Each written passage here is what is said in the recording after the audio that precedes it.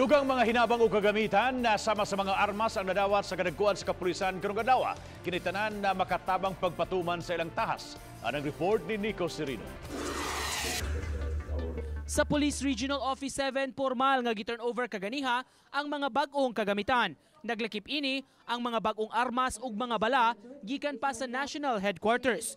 Gisunudayon ang turnover sa maong mga armas ngadto sa mga city o provincial offices aron magamit sa ilang puwersa. Sa Cebu City Police, ipagamit sa Mobile Force Company ang maong mga armas alang sa ilang pagpatrolya o operasyon. Alam mo, kung maganda kasi baril mo when you go to an operation, it will also add to your confidence.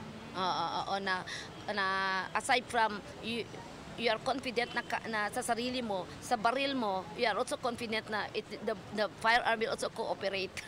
Kaganiha, nakadawat sab ang PRO7 og financial assistance gikan sa usa ka Sugbuanong negosyante. 1 million pesos ang gidonar aron magamit sa legal aid o assistance sa kapulisan nga mag-atubang og kaso. Gikalipay sa PNP ang maong abag kay makatabang kini pagpasaka sa moral sa ilang mga sakop. Nang hinaot sila, daghang sektor pa ang muabag sa puwersa sa kapulisan. A strong military make a very strong nations. And a strong police make a very safe city to live with. And I always advocate that as long as the policemen will do their job, I'm always behind it to support it. Uban ni June Solon, Nico Sereno, Balitang Bisdak.